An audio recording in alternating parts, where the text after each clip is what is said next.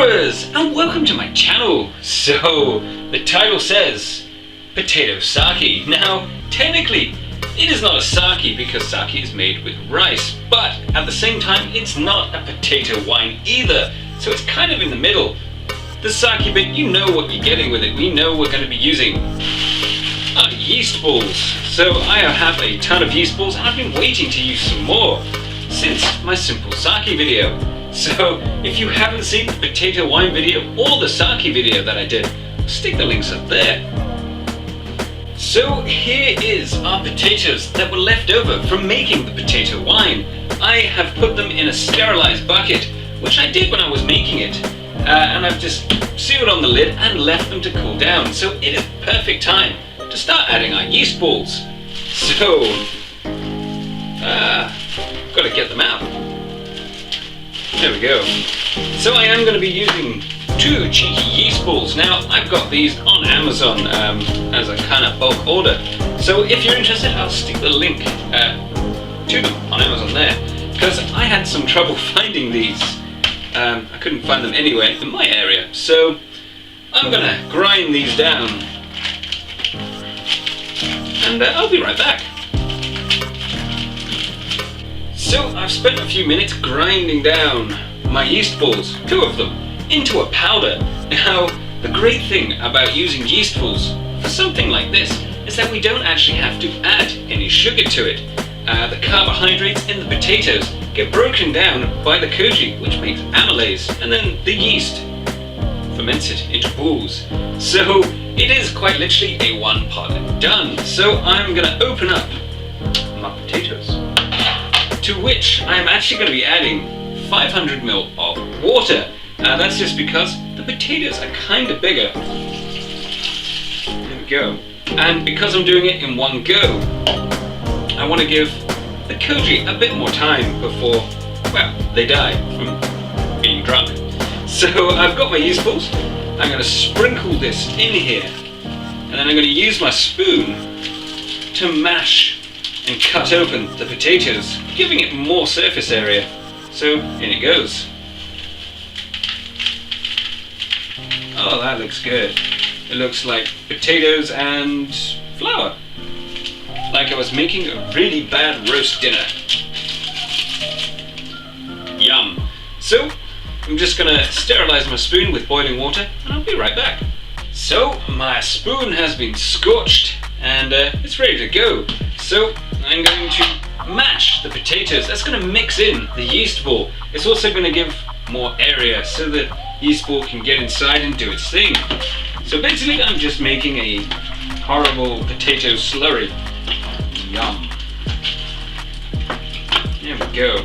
And I am not going to add yeast nutrient to it this time. I want to see what type of nutrients, how far this will go with the potato. Who knows? There was approximately 2.5 kilos of potatoes that went into the boil for potato wine. Stick this lid on. Is that unlike normal brewing, you brew it a little bit cooler. Somewhere around 12 degrees is ideal. Obviously, if you don't have it, it doesn't matter. It'll just make it a bit more zingy. Zing. Because there's also lactic acid that forms up in here. So that's pretty cool. And we will see if it's worked or if it's gone moldy. There's only one way to find out. So 3 days have passed. As you may be able to tell, it's cool hair. So it's time to have a look at our potato sake. Well, technically not, but we're going with that because, well, it technically is the same process. Just different carbohydrates. Ooh, wow. Creamy and filled with CO2. So obviously the koji is doing its thing. Let's give this a little mix around. And there is bubbles in there. It's looking pretty good. So what I'll do is I'll stick a little video there of what it looks like inside. It looks creamy and still got some big chunks in here, but we can live with that. Now, I wasn't going to put any yeast nutrient in, and I'm still not going to put any yeast nutrient in. That is because I want this to kind of be a bit sweet, just for fun. But what I am going to do is I already added in some water to it to keep the koji alive. So again, I have got myself a pint of water.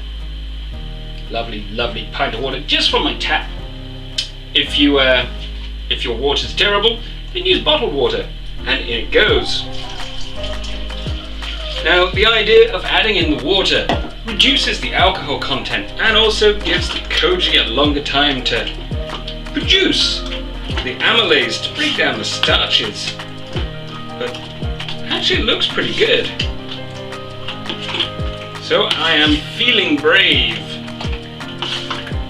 Well, I say that, I'm going to do it. So I've got myself some potato liquid. Let's try it. That's interesting.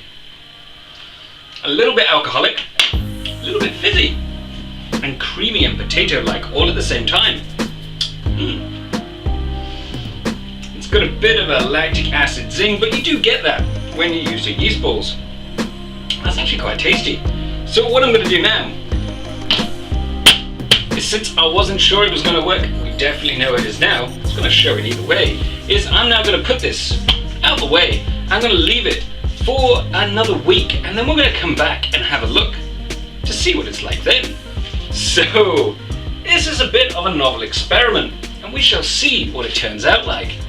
So I really hope you enjoyed this video. Don't forget to check out some of the other ones and subscribe if you feel like it, even though I have scary hair. And carry on homebrewing, guys. See you later.